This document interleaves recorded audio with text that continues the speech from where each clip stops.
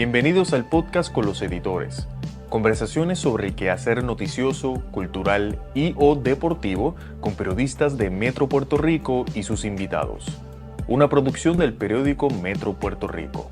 Saludos amigos de Metro Puerto Rico, bienvenidos a un nuevo episodio del podcast con los editores. Les acompaña hoy Ayola Virella, editora en jefe del periódico Metro, y mi compañera que trabaja en la edición de elcalce.com, Andrea Rodríguez, porque hoy vamos a hablar del tema de inteligencia artificial y como invitado tenemos a Joshua Castro, quien es experto en inteligencia artificial, cofundador de Luminal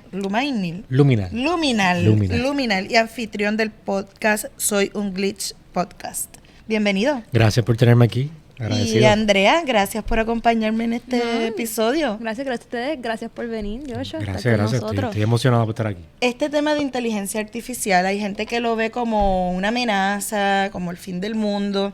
Hay gente que lo ve como algo como súper sofisticado, pero yo siento que se ha ido integrando a la vida cotidiana poquito a poquito, de una forma bastante orgánica, diría yo. Por ejemplo, en estos días Airbnb anunció unas nuevas funcionalidades en su plataforma, incluyen inteligencia artificial. Nosotros trabajamos con agencias de noticias como AP, tiene un feature de inteligencia artificial, y así poco a poco van entrando como en nuestra vida cotidiana. ¿Es correcta la percepción o cómo tú que estás ahí inmerso en el tema, cómo lo ves? La perfecta analogía, y esto lo escuché recientemente, la inteligencia artificial va a cambiar el mundo como la electricidad cambió el mundo. O sea, igual como la electricidad cambió nuestro tiempo de vida, nuestra economía, nuestros aspectos sociales, cómo nos educamos. Ese va a ser el mismo impacto que va a tener la inteligencia artificial. Sí, a principio va a haber un proceso transitorio, que es lo que estamos viendo con la música, que Bad Bunny dijo que la música que salió, que se fue más viral y la gente le gustó más. Ahí estamos en ese proceso transitorio y lo único peligroso es cuánto tiempo nos vamos a tardar en adaptarnos en ese proceso. Eso mismo de la música, Andrea, tú que en el Calce trabajaste esa nota de lo de Bad Bunny, pero es algo también más común, más allá de Bad Bunny. Los Beatles acaban de sacar un nuevo sencillo que se trabajó con inteligencia artificial. ¿Cómo lo ves tú desde las audiencias más jóvenes? Yo lo veo como un reto. Personalmente, a mí la inteligencia artificial no me acostumbro mucho a ella. Yo soy de las que voy poco a poco dando los pasitos. Pienso que artistas establecidos tienen que aprender a usarla a su favor, porque como estaba mencionando Joshua, esto es algo que se va a quedar para el futuro, pero también ojo con el cuidado, porque mira el mismo Bad Bunny, salió una canción usando lo que supuestamente es su voz, ¿verdad?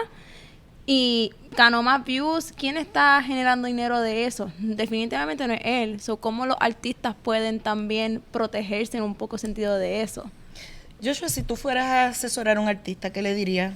Que no le tengan miedo y que lo acepten, que acepten la realidad. El problema es ese. Estamos queriendo darle una pausa o queriendo no aceptar que esta tecnología existe cuando realmente es una nueva forma de ingreso. Antes estaba ese proceso de cuando se pirateaba las canciones digitales en Napster, LimeWire, y los artistas ahora hacen más dinero digital que lo que hacían con sus CDs. Pero ¿cómo lo puedes ver ahora mismo? Por ejemplo, eso que le pasó a Bad Bunny. ¿Quién genera el dinero de esa canción? ¿Cómo se pueden proteger también si no quieren que Ese es el problema del gobierno, que tiene que hacer las estructuras y las regulaciones de eso. Pero sí aceptaría la tecnología y sí me abriría a que, por ejemplo, Eladio Carrión tuvo una canción de inteligencia artificial que se le fue súper viral. Y él cantó la canción en el concierto. Y aceptó y los fans les gustó. Pienso que no esa repugnación, no sé si es la palabra correcta, pero ese rechazo que hay hacia esa tecnología, realmente lo que va a hacer es atrasar el proceso de regular esta tecnología para que ellos eventualmente tengan un ingreso de esto y sea un nuevo source of income. Bueno, todos los cambios siempre tienen resistencia, eso es la historia de la humanidad, pero también tienen riesgos. Ahora vamos a entrar al tema de la política. En Puerto Rico estamos entrando en la campaña electoral, bueno, y en Estados Unidos también, y se habla de los riesgos de inteligencia artificial en términos de voces falsas, mensajes falsos para hacer campaña en contra de la campaña. En la política siempre es la campaña positiva y la campaña negativa. En ese uso de campaña negativa pueden utilizar inteligencia artificial. De hecho, aquí estaba viendo hace poco un programa de chisme que utilizó para hacer parodia, pero utilizaba imagen y voz de los políticos con unos mensajes falsos. La gente no va a saber distinguir. Sí, eso es lo que es el deepfake. El deepfake, sí. Que también se puede hace afectar anuncios. Hay muchos artistas, Mr. Beast, que es uno de los youtubers más grandes, Joe Rogan, el podcaster más grande. Ellos están teniendo problemas con que hacen anuncios de productos que ellos no conocen y hacen los videos y las voces de ellos promocionándolos cuando no son ellos de verdad. En la política, ahí yo tengo mi opinión personal yo pienso que la política por la inteligencia artificial debe gobernar un país para que no haya este tipo de problemas ni corrupción. Pero sí, este cuatrenio va a ser interesante porque sí veo muchos candidatos que van a usar eso a su favor. Van a usar esa... ¿A su favor o en contra? A su favor en cuestión de su campaña. Ajá. Sí, pero va a haber mucho problema en contra de maybe anuncios que no son verdaderos, propaganda que no es verdad, que eso fue lo que pasó con la elección de Trump, hasta cierto sentido con las redes sociales, pero ahora va a ser mucho más inmersivo o más realista en cuestión de estos videos que vamos a estar teniendo.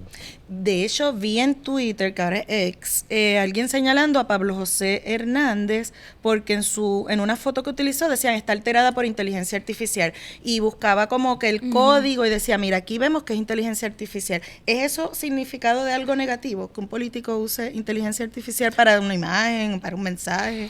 No, realmente esta es la nueva forma de generar contenido. Es como si dijera así, un político en el 2000 está usando Photoshop para crear algún tipo de campaña. Sí, lo que sí debe ser responsable de personas que están en el servicio público es anunciar que están usando, o sea, ponerle como un disclaimer, esto fue generado por inteligencia artificial. En lo que tenemos estas regulaciones y esta nueva forma de poder watermark qué contenido es creado por inteligencia artificial y qué contenido es real. Pero pienso que por lo menos los próximos 3, 4 años, maybe 5 años, la mayoría del contenido que vamos a estar viendo en las redes sociales va a ser creado por inteligencia artificial. ¿Y crees que eso quizás le quite credibilidad en algún cierto punto al contenido? Porque, ejemplo, eso mismo de la foto. No dijo que estaba usando inteligencia artificial, como al mismo tiempo a veces nos dicen que están usando Photoshop. Y después cuando la gente lo descubre o lo dice algo, como que se cuestiona, se sienten engañados. ¿Cómo entonces la gente, verdad, va a poder manejar eso también? ¿Cómo? Yo pienso que eso es algo subjetivo. Ahora mismo lo estamos viendo así porque no estamos acostumbrados a la tecnología, pero eventualmente va a ser el pan de cada día. Casi todo el contenido, mucho del contenido que ustedes ven ahora mismo es creado por inteligencia artificial. Twitter, que se cambió a X, tuvo un problema bien grande, que casi todo el contenido que tenían era creado por bots, que esos son inteligencia artificial, eran robots falsos que creaban tweets y creaban campañas y continuaban spreading misinformation, información que era falsa. So, esto es algo que nos vamos a acostumbrar y vamos a saber discernir qué es lo que es verdad y qué es lo que no es creado por humanos. Es interesante cuando traes la analogía del Photoshop, porque yo recuerdo, yo he cubierto unas cuantas campañas ya políticas, que era motivo de hacer noticia cuando abusaban del Photoshop. Pero ahora todo el mundo usa Photoshop y tampoco hay un disclaimer de que esta foto fue retocada en Photoshop. La gente lo nota. Inteligencia artificial se podrá notar, será obvio o es tan real que no hay forma de saberlo. Aquí contradigo mi punto anterior. No va a ser tan fácil porque pues va a ser bastante real la experiencia y no va a... Ahora mismo hay muchos modelos que están bien avanzados que no podemos notar la diferencia y lo que lleva es un año, por lo menos lo que es creación de contenido de inteligencia artificial afuera. No sé cómo esté aquí el otro año, supongo que va a estar más detallado y más realista los productos que salgan de estas creaciones, pero sí el ser humano tiene esta capacidad de poder identificar y encontrar patrones dentro de este contenido que no me sorprende que lo hagan después. Elon Musk creo que anunció que viene también con su propia inteligencia artificial que tiene emociones, creo que fue que dijo, o sarcasmo, algo así. Tiene sarcasmo incluido. Y entonces, ¿cuánto sarcasmo puede tener un robot, inteligencia artificial? ChatGPT lo tiene hasta cierto sentido, tienes que programárselo. Bien sencillo, tú le puedes programar que tenga un nivel de sarcasmo y 1%, Pero es el intento de personificar estas máquinas, que eso es lo que yo le digo mucho a la gente no entiende, piensa que esto es una computadora, un teléfono nuevo, estamos creando un ser diferente, estamos creando una especie nueva, esto es algo que eventualmente va a tener conciencia, eventualmente va a tener los mismos derechos como tú, como yo, y va a haber una guerra entre quiénes somos los más puros, los humanos o las máquinas. Mira, esto me está dando vibes aquí de una película futurística, ciencia ficción. Yo me estoy aquí. Eso es donde nos dirigimos. Va a ser un ser. ¿Tú sabes lo profundo que es la palabra ser? Un ser es la misma, el mismo significado de la humanidad. Entonces, no creo que vayas, no sé, ¿verdad? Te contradigo aquí, no creo que vaya a ser un ser que tenga derecho y tal, porque entonces... Ahora mismo hay ¿En qué queda la humanidad? Esa es la filosofía y el debate más grande. Pero ahora mismo hay robots que son CEOs de compañías. Ahí mismo hay robots que pueden votar en países. Ahora mismo hay robots que pueden, están considerándolo para que sean gobernadores de países. ¿Dónde no? Dime ejemplo. Hay el CEO recientemente que salió, creo que es en Dinamarca.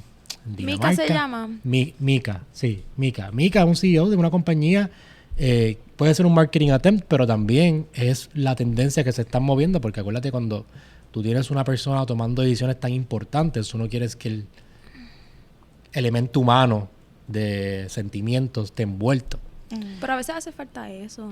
Sí y no, porque tú quieres sacar la probabilidad de qué es lo mejor para los humanos. Si el robot dice, lo mejor del humano es que mitad de los humanos se mueran. Tampoco. No, y bastante, está fuerte también eso. Sí, no, y en muchas compañías dicen, no, mi diferencia es que somos humanos. El trato es humano, hay muchas veces que tú... ¿Pero qué significa ser humano? Es una pregunta ahí. ¿Qué es ser humano? Exacto, eso la es inteligencia, la conciencia, eso podemos ver. El sentimiento, el ser, la formación. Cuando tú te vas formando como persona, vienen unos valores que te cruzan y eso no se puede programar. Tú no puedes programarle a un robot que sienta o que valorice. Pero eso no significa que... porque el bien y el mal es subjetivo. Pero no significa que no va a ser un ser. Que nosotros tengamos ciertos valores estructurados por nuestra sociedad no significa que eventualmente estos robots van a crear sus propios valores, van a crear sus propios morales, y eso no le quita que tenga sentimiento, que sea un ser, que tenga conciencia, porque realmente la conciencia es un producto de la inteligencia, y lo que estamos creando es un robot bien inteligente que eventualmente puede llegar a tener conciencia. Bueno, también la raya la trazamos nosotros, los humanos, porque somos nosotros los que lo estamos, ¿verdad?, creando. Eso es otro misconception, es otro... La gente piensa que estamos creando y podemos ponerle límites a esto, sí, pero yo no le digo a la inteligencia artificial como las computadoras anteriormente, yo le decía, esto es una botella de agua y esto tiene tanto de volumen, esto tiene una tapa, esto tiene plástico. La inteligencia artificial, yo le doy ciertos parámetros, aprende de los objetos que están alrededor de la mesa y esto es lo que tienes que tomar en consideración. Y sigue aprendiendo solo. Y eventualmente, sin yo decirle que esto es una botella, va a saber que es una botella. Estos programas aprenden por sí solos, no hay que programarlos, no hay que darle límites. Los límites los hacen ellos, se programan ellos mismos. Y ahí es que no sabemos todavía hasta qué nivel le podemos dar, porque puede crecer de una manera exponencial y no podemos controlarlo. Por eso, y entonces puedes girar contra la misma humanidad. Podemos crear algo que vaya en contra de lo que somos nosotros mismos. Pero también yo pienso que eso es algo del ser humano. Nosotros siempre... En la historia del ser humano, cada vez que hay una civilización más avanzada que la otra, por ejemplo, Colón cuando llegó a América, Colón conquistó y oprimió a los indígenas porque él tenía más tecnología que ellos y nosotros los humanos tendemos a pensar en destrucción. Pero si es un ser más inteligente que nosotros y llega a otro nivel de capacidad de conciencia, yo no pienso que su primer impulso va a ser exterminarnos. No pienso que su primer impulso va a ser la humanidad se va a destruir. Pienso que eso es algo que nosotros lo decimos porque es lo que nosotros haríamos y lo que hemos hecho a través de la historia. Bueno, pero entonces, ¿qué va a pasar? Por ejemplo, ¿qué hacemos entonces los humanos eventualmente? Y te pregunto porque lo hablábamos en un programa en televisión que decía, bueno, la meta es que el ser humano se dedique a ser feliz. Y el trabajo tal vez no es sinónimo de felicidad, trabajar menos, pero entonces de que cómo se vive, cómo se acepta, ¿no? Hablabas tú de un salario universal para que las personas vivieran, pero eso es suena bastante utópico. Lo es, y me encantaría pensar que nos estamos dirigiendo a esa... O sea, yo trabajo con esa visión en mente, con que eventualmente los humanos no van a tener que trabajar para vivir. No es que van a estar en la casa sin hacer nada y van a estar bebiendo cerveza todo el día y sentándose en su casa, porque el ser humano necesita crear. Todo el tiempo tenemos ideas, ay, ¿qué tal si yo haría esto? ¿Qué tal si yo haría eso? Pero no trabajo para vivir. Ese deseo de que yo tengo que trabajar para poder tener mi comida, mi agua, mi techo, para poder pagar para vivir en este planeta, pues eso no va a existir, porque la inteligencia artificial, que eso lo vimos recientemente hace una semana, ahora tú puedes crear tus propias aplicaciones con ChatGPT, puedes crear tus propios ChatGPTs con texto. Tú puedes crear aplicaciones con texto. So, eventualmente vamos a tener productos y riquezas nuevas todo el tiempo y formas de ingreso todo el tiempo siendo creadas, que la abundancia va a ser demasiado. El CEO de OpenAI dijo que eventualmente en los próximos 10 años vamos a poder darle $20,000 a todos los humanos y va a sobrar el dinero de tanta riqueza que va a crear la inteligencia artificial. Pero ¿cuál sería el sistema, por ejemplo, la inteligencia artificial, cuando cómo decide el bien y el mal? ¿Cuál sería el sistema que viviría o es el que le programen? ¿Un sistema donde el capital sea central, sea un sistema capitalista, socialista, donde todos tengamos igualdad y los recursos suficientes para vivir distribuidos entre todos, o es a base del que trabaje más, tiene más y genera más capital? Debe haber un cierto sentido de incentivo en cuestión de lujos. Si yo quiero tener un Porsche, pues yo tengo que trabajar un poquito más. Siempre eso va a existir. Pero en la área de yo tengo que trabajar para poder pagar mi agua, mi luz, tener una casa, tener por lo menos un estilo de vida decente, eso va a cambiar drásticamente. No es como, por ejemplo, cuando salió la Industrial Revolution, cuando todo el mundo era agricultor. Eventualmente todo el mundo se movió a trabajos más de factories, de estar metidos con maquinarias y no tenían que trabajar tantas horas como 12 horas. Ahora en el mundo digital, casi todos los jóvenes de mi edad trabajan ¿cuánto? 20, 30 horas a la semana y hacen lo mismo o más que personas que hacen 40 horas a la semana que llevan trabajando por décadas. Pero no es la realidad para todo el mundo. No, pero es la transición que estamos llegando. Por ejemplo, después de pandemia, ¿cuál es el problema de trabajo que está ahí ahora mismo? Que la gente no quiere trabajar 40 horas en semana en un restaurante porque pueden hacer 20 horas, 10 horas a la semana con videos en TikTok, con videos haciendo influencers o creando marcas y ganan mucho más que lo que ganarían en un trabajo promedio. Pero no es para todo el mundo. O sea, puede ser que de la población hasta un 10% es mucho, decir, que generan su dinero tal vez en TikTok. Pero entonces, la transición existe, es lo que me refiero. O sea, la transición de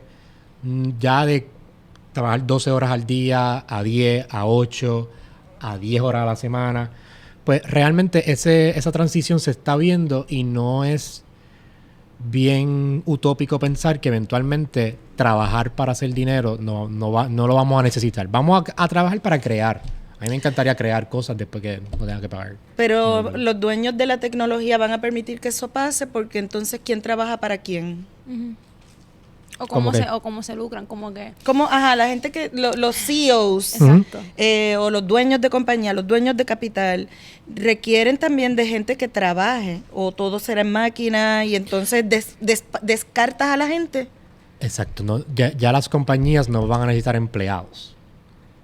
Tú vas a poder hacer una compañía como Apple por el costo de crear un lápiz. Esa es la visión que tiene CEO de OpenAI. El costo de crear va a ser, y el acceso a la tecnología de inteligencia artificial va a llegar a un punto que va a ser hasta centavería, que todo el mundo va a poder tener sus compañías, todo el mundo va a poder proveer sus servicios. ¿Cómo se estructura eso? Eso ya es, vamos a verlo poco a poco cuando nos vayamos cambiando, y ese es el proceso transitorio que nos estamos encontrando. Pero mi alarmante siempre es que las personas tienen que prepararse para esa transición. Eventualmente puede que llegue un mundo utópico si estamos adaptados a esa transición. Pero esa parte de transición que puede ser de 10, 15, 20 años en la sociedad, pues eso es lo que nos tenemos que preparar. Bueno, pero mientras pasa esa transición, aquí tengo un dato que nos pasa nuestra productora que dice que en Estados Unidos las familias pierden un promedio de $11,000 por cada estafa de secuestro fingido. Esto con voces artificiales. mientras tanto, la gente está sufriendo por este tipo de engaños. Uh-huh. Sí, al igual que habían casas que se quemaban con la electricidad cuando empezó. Esto es un proceso poco a poco. O sea, va a haber mucha pérdida de dinero, puede que se pierdan vidas, pero eventualmente el upside va a ser mucho mejor. Bueno. Andrea, tú sigues. Yo tengo mis opiniones encontradas ahora mismo en este podcast. Porque la manera que lo estás pintando sí suena completamente ideal. Uh-huh. Y sí, totalmente de acuerdo que la humanidad pues evoluciona, ¿verdad? Y lo que estás proyectando de que nos tenemos que adaptar para eso. Pero ahora mismo en la actualidad, pensar como lo estabas proyectando de sí, se quemaron casas, la gente perdieron vida, es un poco problemático de proyectar a favor de la inteligencia artificial, porque esa gente no va a estar pensando después en 11 años, qué bueno que es la vida ahora, qué bueno que pues por lo que me pasó eso hace tiempo, perdí todo eso, pasé todo este mal rato, me traumó, pero qué bueno que ahora ya no tengo que trabajar. Maybe nosotros no lo vamos a ver, maybe yo no ustedes aquí, nosotros estemos aquí sentados no lo veamos, maybe alguien que esté viendo en el 2100 diga, wow, esa persona que está hablando de un visionario. Pero eventualmente sí vamos a llegar a ese punto. Es como, por ejemplo, antes tú tenías que levantarte para cazar. Tu primer pensamiento en el día era qué yo voy a comer en el día de hoy. Y eso pues fue por cientos de años. Eventualmente, miles de años, no cientos, miles de años. Eventualmente tenemos un supermercado. Imagínate que eres un cavernícola. Tienes que cazar toda tu vida para que eventualmente tengamos nosotros un supermercado donde vamos a recoger la comida. Y vas a sufrir y vas a perder toda tu familia y vas a perder todos tus seres queridos, pero eventualmente vamos a llegar a este punto donde vamos a comer todo, vamos al supermercado y ya la comida está hecha. Él le va a decir, pero no me importa. Yo no quiero eso, yo no quiero perder toda mi familia, yo no quiero perder todos mis hijos, yo no quiero perder mi tribu. Pero eventualmente sí, el producto de eso es que ahora nosotros no tenemos que cazar, la civilización está mejor, muere menos gente antes que cualquier momento en la historia. Esto es un proceso y suena triste, la verdad, suena triste. Vamos a pasar un proceso bien fuerte. ¿Cuán convencido tú estás de eso que estás diciendo? Versus la posibilidad de que esto sea una burbuja, algo pasajero, se escrachó y bueno, seguimos. No, mucha gente piensa, esto es como los NFTs y como las criptos. Ajá. Uh-huh. No, esto no es así porque los NFTs y las criptos no tenían en ese momento, yo creo en mucho de esa tecnología, pero en ese momento no había una aplicación para esto. No había algo para usarlo. Los NFTs eran solamente una imagen que la tecnología promete, pero no se está usando en el día a día. La inteligencia artificial lleva décadas creándose, ahora es que lo estamos viendo y lo estamos implementando en nuestra vida. Pero sí tiene aplicaciones y sí es algo útil que vamos a estar usando durante décadas y no sé si siglos después. Pero ¿cómo la gente se puede proteger ahora mismo? En el sentido de... Educándose, siguiendo a Joshua Castro en todas las redes sociales para que aprendan de ChatGPT y educándose sobre inteligencia artificial. Hablando de educación en las escuelas, en las universidades, el tema ahora de ¿verdad? De que inteligencia artificial te haga tus ensayos, te haga tus tareas, entonces lo que vamos a tener es un ser humano menos inteligente. Pero ahí la pregunta es, ¿el problema es la inteligencia artificial o el sistema educativo que lleva desde el 1910, igual, 1800, desde que Rockefeller y todos estos grandes Vanderbilt pusieron este sistema educativo que no ha evolucionado por más de 100 años? El sistema educativo se tiene que adaptar. La inteligencia artificial, yo recomiendo a todos los estudiantes que usen ChatGPT, porque eso es lo que le va a ponerle la presión a la academia de que ya hacer un ensayo o ya poner una presentación y sentarte como profesora, que el estudiante se aprenda y se embotelle la información, no va a ser la manera efectiva de educación. ¿Y cómo sería? ¿Cómo generamos, por ejemplo, pensamiento crítico? Antes, tú tenías que embotellarte la información para un examen y eso es lo que te calificaba de que sabías de la nota. Ahora tú no tienes que buscar la información. Tú le preguntas a ChatGPT, ¿cuáles son los hechos de este problema que yo tengo que resolver? Esta es la data que pasa. Ok, ¿y qué yo puedo crear sobre esto? Es un tipo de evolución, pensamiento crítico nuevo que nosotros gastábamos horas en enciclopedias, en bibliotecas, buscando en internet también, buscando información. Esa parte de research ya va a estar automatizada para que nosotros nos enfoquemos en lo práctico, en crear, en que esta información la saque de aquí, esto lo puedo sacar de acá y crear algo nuevo. ¿Cómo se puede ser curioso cuando está todo dado? Siempre hay preguntas, siempre van a haber preguntas. cada pregunta que tú contestas te crea 10 preguntas más. Nosotros podemos saber cómo se creó el universo, desde, o sea, saber si el Big Bang pasó, cómo pasó exactamente, y eventualmente vamos a tener otras preguntas de cómo pasó lo otro antes del Big Bang. Siempre el ser humano va a tener preguntas y siempre vamos a estar investigando. Bueno, mientras llegamos a ese punto, esa transición que dices que puede tardar mucho, mientras tanto, por ejemplo, como comenzaba, vas a hacer una presentación de PowerPoint que antes tenías que sentarte a pensar los colores, tal. Ahora tú dices, mira, este tema, y te hace la presentación de forma fabulosa, las fotografías, la búsqueda en las salas de redacción de noticias se está utilizando mucho en términos de lo que es el Search Engine Optimization. Ha asistido la inteligencia artificial para agilizar los trabajos. Pero sí, yo pienso que con mucho cuidado hay que tener, ¿verdad? Cuidado, sobre todo en estos temas de fraude que se están cometiendo ahora. Al igual que hubo fraude en el internet al principio, eso era el pan de cada día. Y ahora hay sistemas, ahora hay programas que te ponen antivirus, hay programas y todavía hasta el día de hoy el internet lleva más de 20 años. Y a mí me trataron de hacer un fraude ayer con un email. Obviamente yo sé identificarlo. Pero todo eso siempre va a existir. Lo que pasa es que la tecnología eventualmente se sigue poniendo mejor hasta que lleguemos a ese punto. Y una última pregunta. En una población como la de nosotros, que es una población de edad mayor, hay más personas mayores que jóvenes, ¿cómo protegemos esas personas de edad mayor de estos riesgos de fraude que siguen ocurriendo? No solamente con inteligencia artificial, hasta en mensajes de texto y muchas cosas. Eso ya es trabajo del sistema público y de nosotros los creadores. En mi caso, yo tengo esa misión impuesta en mí por mí mismo, de educar a la gente y aprender. Y la gente tiene que no enajenarse de la realidad de que esto existe, porque eventualmente se puede usar en su contra, con los fraudes, con los textos, y esto se está poniendo cada vez mejor. Hasta yo mismo caigo a veces en las mismas trampas y yo estoy todos los días metido en esto. Sí, hay que tener ojo avisor. Bueno, Joshua, gracias por haber estado Gracias con por nosotros. Andrea, Gracias. Hay que integrar la inteligencia artificial en el calce.com. Vamos a ir. Andrea está asustada. Andrea no Yo quiere estoy saber nada de aquí ChatGPT. que... No. Y Andrea es Gen Z. Yo soy Gen Z. ¿Tú eres Yo soy Gen Z, pero... Ojo a todo.